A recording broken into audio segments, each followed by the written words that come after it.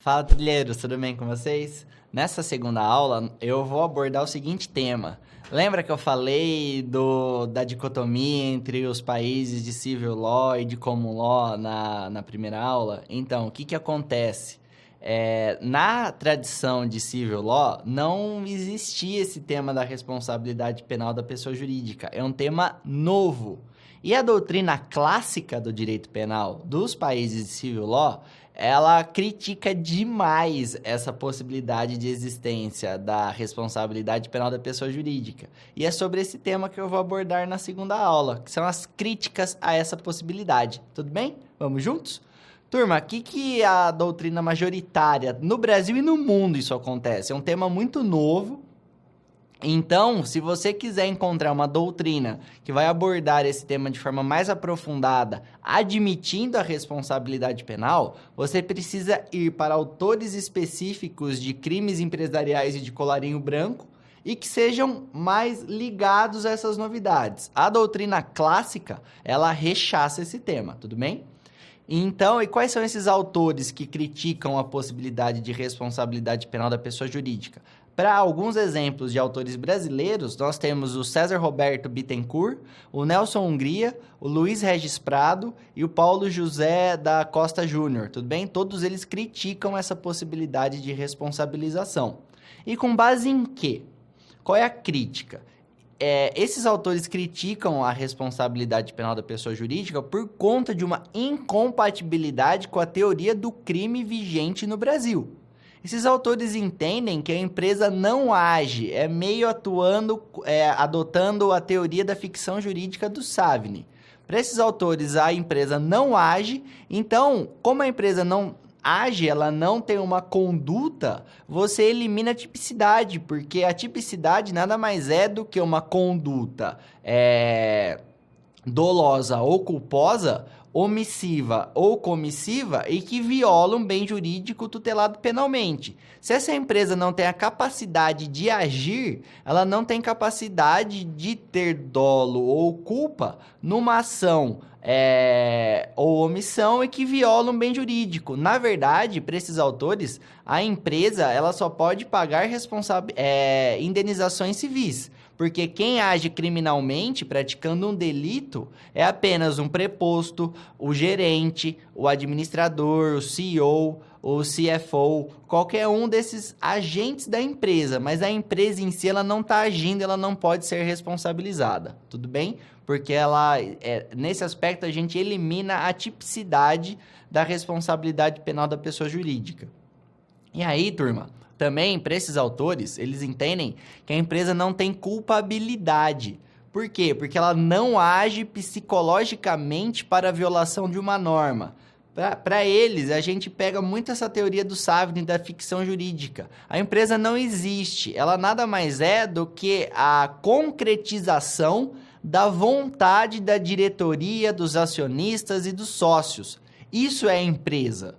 Então, ela não tem vontade própria, ela nada mais é do que a reflexão, o reflexo da vontade daquelas pessoas que compõem a empresa. Então, ela não tem culpabilidade, não tem como imaginar a psicologia dessa empresa e a vontade dessa empresa ser direcionada para uma determinada prática delitiva, tudo bem? E aí, por fim, eles entendem que a empresa não sente a pena. Então, você elimina a função preventiva, né? Que a gente tem a prevenção especial e a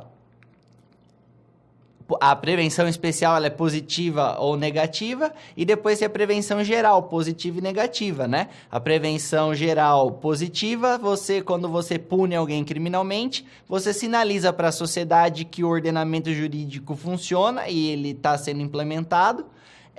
Na prevenção geral negativa, você sinaliza para a sociedade que quem pratica um crime será punido.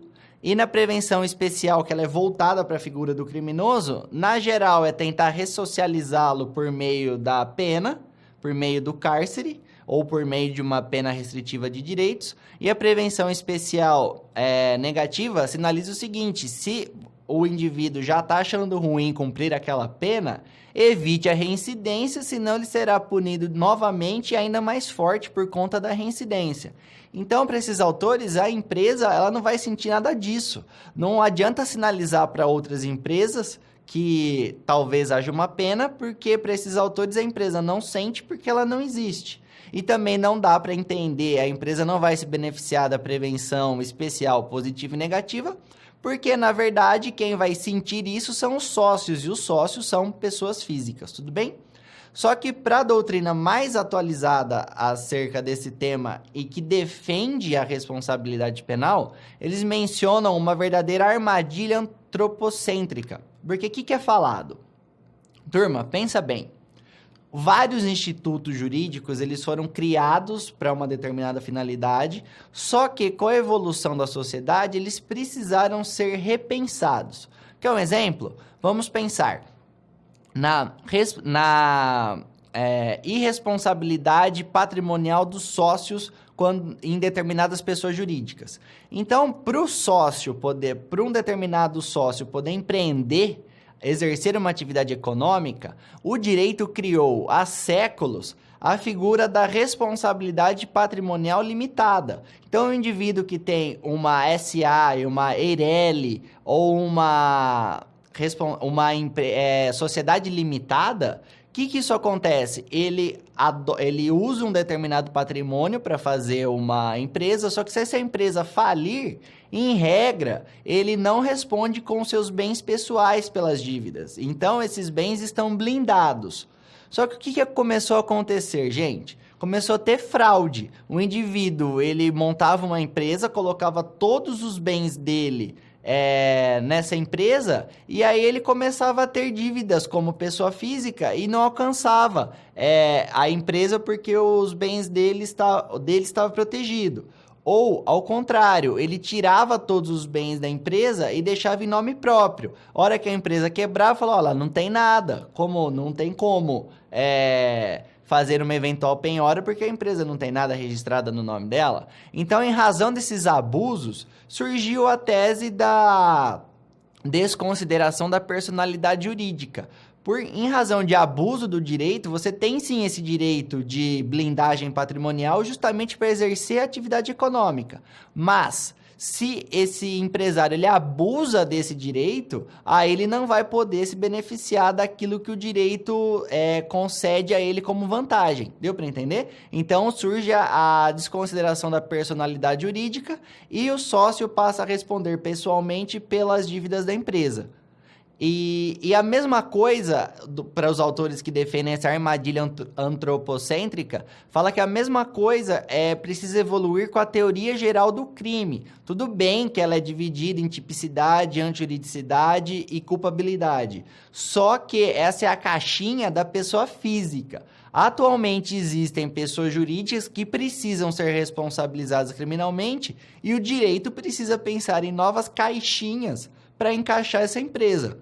Tudo bem que não faz muito sentido a responsabilidade penal da pessoa jurídica do jeito que o direito brasileiro é estruturado, e é por isso que há necessidade de criação de leis materiais e processuais que melhor se amoldem às especificidades da responsabilidade penal da pessoa jurídica.